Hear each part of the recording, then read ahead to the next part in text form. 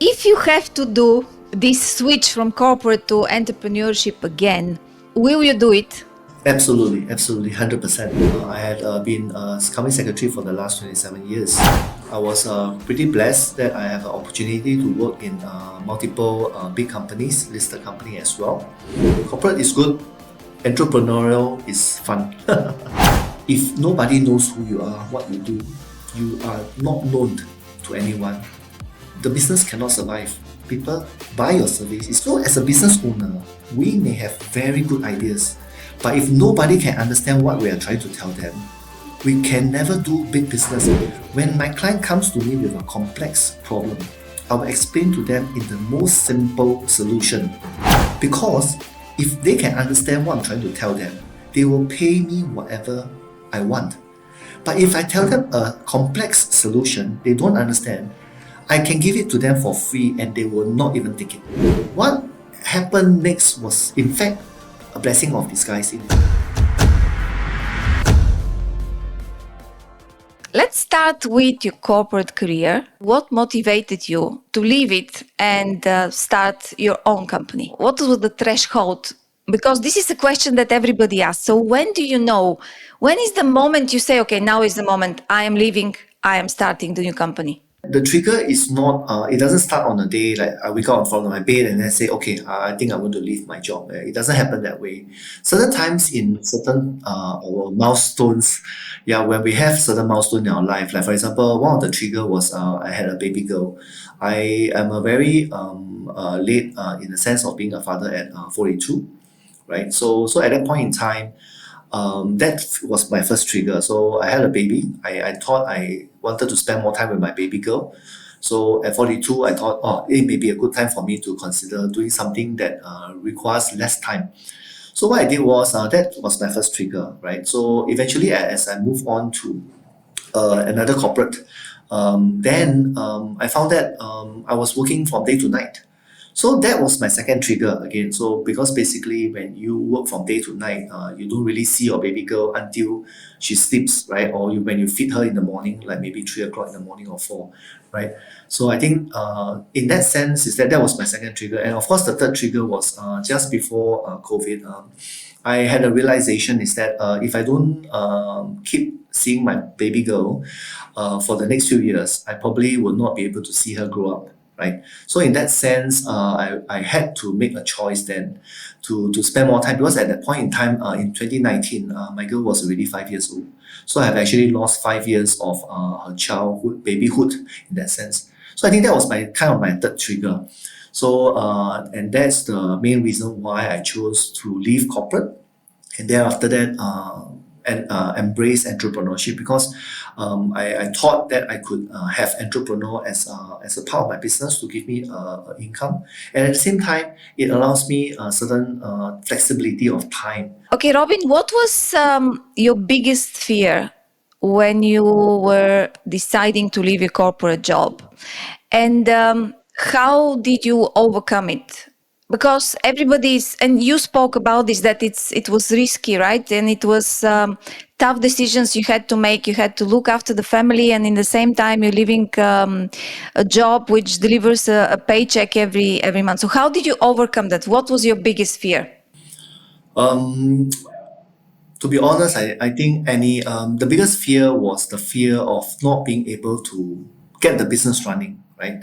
Because when we quit from a corporate job, I think it's very important for us to have an alternative source of income.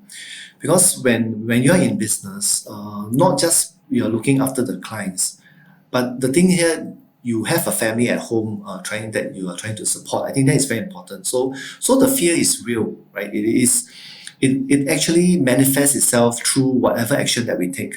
So for example, is that I wake up in the morning, I will kind of like worry whether do we have enough client, right, to get the business, do I have the contract? So that was always the biggest fear that anyone that's starting the business could face. And in order to overcome it, I guess I was a little bit lucky, because in my earlier corporate days, I don't spend too much. So I kind of like save money, right? And I was also blessed that I have 2 properties. So what I did was I actually sold off one I sold one property to get the cash flow that's necessary to support the business for the next 12 months, right? Because I had lease to enter, I have staff to support. So I thought it was very important in order for us to overcome the fear of not having anything, is to make sure that we have a supply at least for the next 12 months to 24 months. So I was blessed that although I've sold the flat, but right now in my business, I never had to use the money.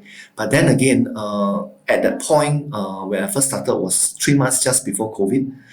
So at that instance, having money on hand really helped me to stabilize my thinking, my strategy, because I will not take anything or take any action that is short term. So I can continue to have a long term planning for anything. So I think that's the way how we overcome our fear, especially if you are starting from nothing. Don't believe what people tell you. You cannot start from nothing. And actually, it's not from nothing because you have all the experience. You know the market. You know some clients. So it's not from zero. It's just that our mind is saying, "Oh, you're starting from zero," but actually, you're not starting from zero. No, I'm just saying that it's always the fear that you create for yourself, right? So even though you have something, you kind of like feel that you have nothing. So yeah, you're right. Absolutely. Can you discuss the steps you took in planning and preparing for the transition to entrepreneurship? So now you spoke about the financial side and how you created the financial cushion, but what other plans did you do? I, again, like you mentioned, it wasn't from nothing. So technically, we had have network. I have friends. I have ex-colleagues and then also intermediaries whom I knew them when I was in corporate. So I guess one of the steps that we can take is that I think for any entrepreneur who knows what he wants to do, is that he will probably take certain steps to assess the situation. Like for example, do I think I have enough client to support the business? Do I think that the economy or the political climate allows for such startup at this point in time? Or maybe would I have the again, my money is because of my own personal side. But sometimes as an entrepreneur, you may also want to consider whether do you have any investor that's already on the standby wanting to support you during the stage or process. So you need to make all this assessment or steps to take before you could really tell yourself, say, okay, I wake up one day and I decided, okay, that's it. I'm not going to continue to work in a corporate and I'm going to just go off and do my business. So what resources and or networks or support did you utilize in this period? Can you recommend where you turn to for help and resources? Well, I think my advice to any of the entrepreneur out there is that start early, right? Your current colleagues, your current friends are already your future customer or your future supporters, right? So a lot of my help that came was again I'm very grateful because when I was young, I learned to love to talk, right? So I end up being able to connect with a lot of people during my junior stage. As an assistant, when I was just a corporate secretarial assistant, I managed to talk to audit assistant, right? I managed to talk to tax assistants. And 20 years later, I have became a head of department in my own rights. And my audit assistants then has become audit partners. My tax assistant has become tax partners. And some of them has gone on to become, took on other fields like they are junior associates when they are in law firms. And they became managing partner or senior partners in law firms. So all these relationships kind of like helps us in as we continue to grow. So in a way, is that the advice is that you start early, always get your network in place, always get your friends in place, your ex-colleagues, or have good friends, a lot of friends. And then after that, you will realize that your client base, when you are in corporate, you will know clients, you have no clients who know other clients or their friends or families, right? So in corporate, also learn one thing that I have learned is that you learn to be a good friend to your client, a good friend to the families, and a good friend to their friends, right? Because at the end of the day, is that these are the people that will come and support you when you first do your startup. Because as a human, it's always as a gesture of goodwill. So I have learned something is that as long I know you, I will always try to help you in whatever little ways that I could. Right? So I think the key word here is start early, make friends, get your network up, and also care for your clients when you're in corporate. So that when you come out, your clients will then, in a way, care for you. Okay, that's a great advice. Talking about the corporate career, what skills from the corporate career have proven most useful in your new venture? And how did you acquire them or improve them?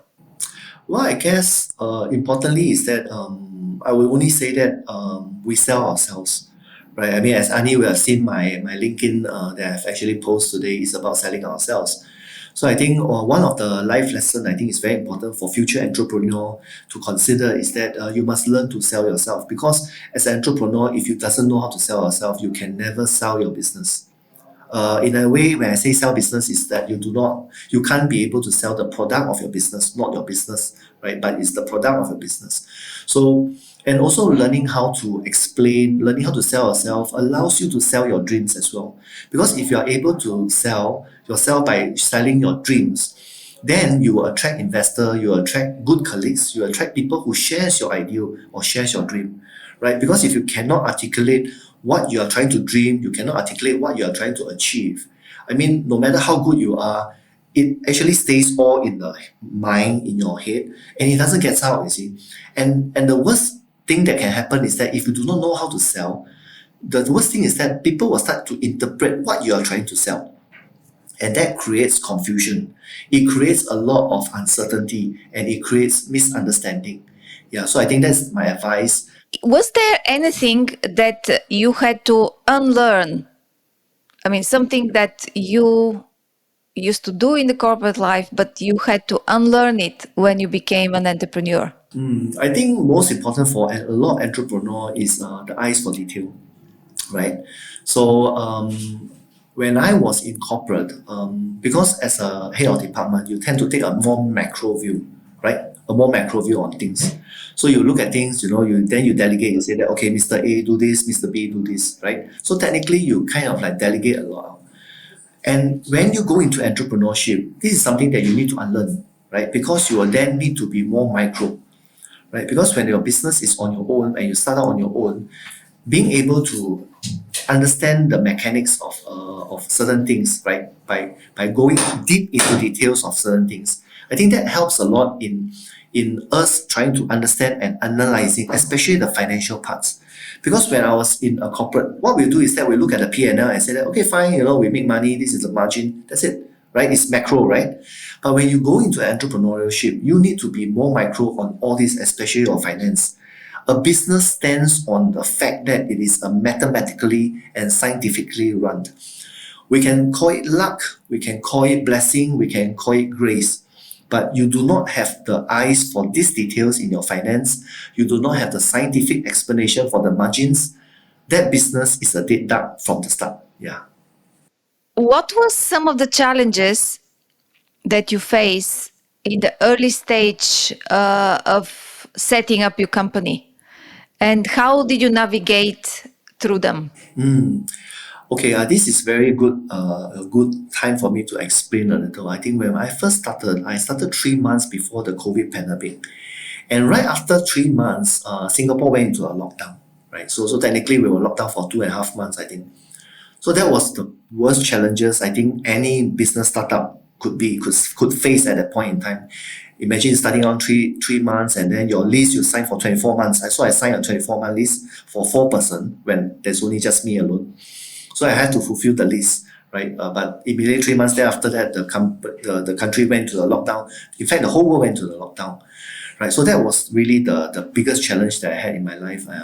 But I wasn't worried because, like I said, I already had prepared at least a 12-month standby money. I mean, to pay the salary, to pay the lease. So I wasn't really too worried. So what happened next was, in fact, a blessing of disguise in disguise. So instead of a challenge, it became an opportunity.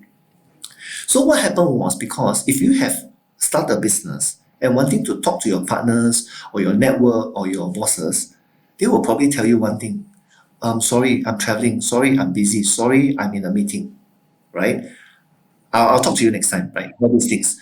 But precisely because of the lockdown, everyone was at home, right? So I had the opportunity to go through my phone contact list. I had the opportunity to go through everyone that I know through the LinkedIn, through my social platform, through my Facebook, to actually give them a call at that point in time because of the lockdown. And I managed to connect with them, and then I told them a little bit of what I'm doing now and what I'm going to do next. So sometimes it may be challenges, but challenges turns into fear when you are not prepared for it, right? But when you have certain risk management that buffers it, instead of being a challenge, it becomes an opportunity, right? So I think I was very, very lucky that because of this lockdown, which is supposed to be a very big challenge to most small business, it became a blessing in disguise that I had all the bosses, the friends, the intermediary sitting at home with nothing to do, and then they have to just speak to me for the next 15 minutes or so, right? So you again, like I said, it comes back to selling yourself. So I need to like talk to them and tell them what I'm going to do, and kind of like okay, like in a worst way is that trying to beg for some business or something like that. But I guess that it was the good thing that turns out for me. Yeah. Well, the thing is that every issue has some positive side that you can explore. Yes. But not everybody has the mindset, the positive mindset to look for that positive side, right? Yes. But you had it, right? So it was not luck, I would say. It was just who you are, and that's why you succeeded, right? Because I can tell you, I'm sure that there'll be 10 other people out there who will say, oh my goodness, this ruined my company, only because they haven't thought about the positive side, right? So let's talk about what did entrepreneurship provide you that the corporate life did not manage to provide? I think very importantly is that for entrepreneurship, is that I managed to gain more time with family, more time with my colleagues, and especially more times with my network. Because in corporate, I realized that a lot of times, the time that we have to spend in the office are there to generate revenue for my company, which is rightly so, right? I mean, I'm paid a job, I'm given a salary. That's something which I have to do, right? And I have to do a good job at it, right? It's not just a good job; it's a very, very good job at it. And that's how we then get promoted, and then we'll do more, and then we keep progressing in our life. So that is corporate. But when you talk about entrepreneurship, frankly speaking, again, like I said, it is always what you want. If you choose time, entrepreneurship gives you time. If you choose money, entrepreneurship gives you money, right? And also, if you choose to have maybe you like to travel, entrepreneurship allows you that travel.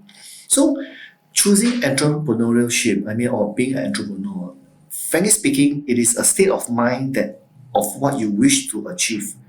So, if you wish to travel, your business would probably rotate around traveling, for example, or F&B business or certain things, right? So you get to travel, taste certain food, you bring the concept back to the country where you belong. Like for example, I choose to have time. So what I'll do is that I have colleagues who can cover for me. So I will spend some time with family. I'll spend some time with my baby girl as I see her grow up. But that doesn't disallow me from thinking about my business. So just to share with you an example is that my daughter may be swimming right now, so she's having her swimming lesson in the afternoon, right? So she's swimming. But I am there spending time with her, but I have the flexibility to still have the strategy and think of business for my entrepreneurship. So I can still continue to text, I can still continue to make emails, write emails and connect with people and get the business. And that's how it is, right? So if you're into the business purely for the sake of money, then entrepreneurship gives you the flexibility to focus 100% on how to make money, because then time is no longer a commodity to you. Time is a necessity, and time is something that you have a lot, right? So to me is that I think that's the biggest difference when you have entrepreneurship. That is the biggest difference if you compare against a corporate, because corporate is strictly based on function. It is strictly based on hierarchy. You are where you are, you do what you do, and then you do as you're told. But as entrepreneur, you choose what you want. And if you do it well, you will be rewarded with what you have chosen. Very good ending. And I haven't looked at it from that point. And you're right, you have to decide what you want. time or money or whatever and focus on it. Wow, in corporate life, you have to do whatever the setting is, and you can't do it from anywhere else but in the office, etc. Which are limitations, which I find a little bit outdated. But at the end of the day, I mean, the big corporates decide what they want to do, and it's their prerogatives, right? But in as an entrepreneur, I speak to a lot of people who have changed from a corporate career. Some of them became entrepreneurs. Some of them have portfolio career, just like me. And if you have a startup, if you have your own company, you are busy, right? Everything depends on you. So how do you manage time and priorities? I know you said you can balance, etc. But is it easier? Do you still have to work very hard, long hours? How do you manage? I think everyone is given 24 hours every day, right? Okay, so from these 24 hours, as an entrepreneur, the first thing that always comes to mind is that we can choose our time, right? So coming back to the question is that we can choose our time. So the first question I always ask myself is that I can choose the time to sleep. How many hours do I want to sleep, right? So I can set it at 4 hours, I can set it at 6 hours, I can even set it at 8 hours, which is the so-called recommended sleep, right? You will then need to make sure that you are healthy. So that's the second choice that you have to make. How many hours do you choose to exercise? So for me, I choose 2 hours every day. So I'll do certain weights. I'll do some weights lifting. I'll do some running, 30 minutes run, or sometimes 1 hour runs. So I will allocate 2 hours of my life every day on exercise. Being able to, so coming back to that is that when you talk about the time, then you allocate, right? Then you allocate. So that is how we find time, and I will kind of like spend 3 hours a day as well. This includes the lunch and the dinner. This is where I call it the time off. Time off. So when I eat my lunch or I eat my dinner, it's totally time off because that is where I spend fully with my family, right? So I'll take off another 3 hours. So that leaves me with 15 hours every day. And I spend 1 hour every day on LinkedIn, right? So that leaves 14 hours. Now, so to make the long story short is that with the 14 hours, technically, I spend a lot of times on entertainment and business development. So I'll probably spend about 8 hours because I'll do it the reverse. Instead of sleeping for 8 hours, I will entertain for 8 hours, right? Because in business, if nobody knows who you are, what you do, you are not known to anyone, the business cannot survive. Whatever time you have, you can have 36 hours a day, 48 hours a day. There's just no purpose in that time that you have. For example, sometimes when we talk about sales, we close the sales in 5 minutes, but we entertain for maybe 2 months, right? You may entertain the person, speak to the person for 2 months, but you only close the sales in 5 minutes. So you don't have to have a long time to close any sales, right? You do not need a long time to get business because the business can be done in 5 minutes. But when people think about time, people think about productivity. So a lot of people, they will say, okay, I have 12 hours every day. I'm going to make sure I spend 1 hour with this client, and then after that I need to close. No, it doesn't work that way. When you are in business, we must always remember, sorry, when I say you means I am, we must always remember is that our time is used to generate a revenue. Eventually, if you spend 12 hours or 5 minutes, you look at your bottom line. If your bottom line for that 5 minutes is zero, whereas if your 12 hours is $1 million, then you will tell yourself 12 hours is good, right? But no, that's not the right point because you don't want to spend 12 hours generating $1 million, right? So what you do is that you spend 12 hours every day trying to network and you use 5 minutes to close the $1 million deal. That should be on the reverse. Then your business proposition stands on a very solid foundation that people knows you, people buy your service is because they know you. They don't buy your service because they talk to you for that number of hours, you see, because they know you for that number of hours. I see. Wow, that's a very good They know you for a number of hours. You're very much into calculation, mathematics. I can see, this is the base of everything you do, right? Yes. In my early years, I was very privileged because as a company secretary, I sit on very big listed company boards. And within the big company boards, one thing I noticed is that all the big listed company boards have very strong chief financial officers, right? Very strong, very, very strong. They will show you a spreadsheet that only the accountants can understand, right? But what is the difference is that the difference is that the CEO will take these numbers and they will explain it in a layman terms to the directors. So you have a CEO who is very good in the numbers. They show you a fantastic worksheet, right? But it is all numbers. So people like me as a secretary, I look at it, I kind of like wanted to faint. So I was like practically wanted to vomit when I see those numbers. But when the CEO look at the numbers, he can decipher. He look at it and they say that, okay, line one talks about profitability. How are we getting from point A to point B? Line item number two talk about our costs. How have we managed to reduce our costs, right? Then the third item we talk about profitability. What are we doing in our tax planning to reduce the profitability? So they will go very systematic and scientifically going line by line to explain to the very lay person. So as a business owner, we may have very good ideas, but if nobody can understand what we are trying to tell them, we can never do big business. So I took that as my base, as a foundation, is that when I talk to my colleagues, I tell them in the simplest way of doing things. When my client comes to me with a complex problem, I will explain to them in the most simple solution. Because if they can understand what I'm trying to tell them, they will pay me whatever I want. But if I tell them a complex solution they don't understand, I can give it to them for free and they will not even take it. If you have to do this switch from corporate to entrepreneurship again, will you do it? Absolutely, absolutely, 100%. I will do it again, but perhaps this time around I'll do it slightly differently. I had a breakthrough in a sense that I had the COVID-19 pandemic helping me, right? If I were to do it again, I would pray that COVID-19 never comes again, right? The loss of life, the illness, the sadness of family. I have relatives who have died of COVID.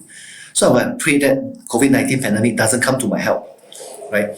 So I guess the most important thing is that if I have to start this again, I will 100% make sure that I have a lot of supporter who I can meet. I will get their schedule, I'll get their timeline, I will make sure that I know the calendar of their traveling. So I will most likely compile a list of their traveling times together with that. So I think that will be the slight change that I have made, because I was very blessed that with the lockdown, they had to stay at home and listen to what I say. Right? But if I have to start again, I wouldn't have that luxury of having that lockdown again. 100%, I will do it again. It is very strange to listen when you talk about having this luxury of a lockdown, knowing how people around the world perceive lockdown. Yeah. And here you go, Robin is telling us that, lockdown was good. It's amazing how people see different difficulties from a completely different point of view. Before we go, can I ask you to tell us what are the top 3 pieces of advice you would give to people who want to leave their 9-to-5 job and try to build something of their own? I think it will come back to what I've mentioned earlier. I think the first point is that you must always have financial reserves. Don't leave a 9 to 5 job if you do not have enough saving or you don't have any financial things to fall on. Okay, maybe I'll just try to elaborate so that you can understand my friends here. When you don't have money, you are often pushed to do one thing, short term. You do every decision that you make is short term, right? You do fire sale, you won't care about margin, you won't care about your branding, you won't care about your reputation, you just want to get it done, right? So I think not having financial support in the onset of business or without saving, or investors, for example, if you can get some investor, it'll be good. You'll be free to do what you want. So that is very, very important. So the point number 1, make sure that you have enough reserve, enough financial support before you leave your 9 to 5 job. Second, family. When I told my wife that I'm supposed to leave my 9 to 5 job and start my business, the only reason why she has the luxury of not being able to work was she told this to me in her words. She said that if you have to eat bread, Chantel and myself will eat bread with you every day. So that was what she told me. Right? So you must have a very strong family support behind, because the last thing you want is that you do not want to be out there doing the war, whereas your home is asking you for money, asking you for this and that, and then every day trying to fault you for why leaving the 9 to 5 job. I tell you, it's going to be a terrible, terrible emotional experience. Right? So that's number two.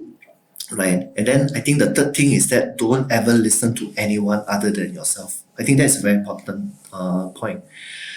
When you try to listen to everybody, you will not have a principle. You will not have a mental strength, right, to decide what is the best for you, right? So when I first started wanting to do my job, I have friends, who told me, said that you are already a high flyer, you are in corporate, you are already head of department. Why the hell you want to come out and do something on your own? You have no idea how tough is it in business, right? So by not listening to them and doing your own, having your own mind, because let's put it this way, Ani, is that who know yourself best? Myself. You know yourself best, right? No one else knows you better than yourself. If you think you can do it, you can do it. If you think you can't do it, don't ever start, right? So I think the best advice is also the one on the third point, is that don't ever listen to people. You can kind of like take their points and you judge for yourself, whether is it good or not good. But then again, you must decide. Business is all about decision. Every day, sitting here, we are making a decision. You do not come inside a business and ask people how to make decision. It doesn't work. It just doesn't work. Robin, it was a great discussion. Thank you so much. And I wish you absolutely all the best for the future. Thank you so much, Annie. It's such a pleasure to be here. And I wish all future entrepreneur who is on this podcast well. And I am looking forward to hear good stories from you and good success stories. This is all for today. Thank you for being with me till the end. And before you go, I have a huge favor to ask. Would you please subscribe or leave a message and send us any comments and recommendations? The more we hear from you, the better this podcast will be. Thank you for now and see you in the next episode.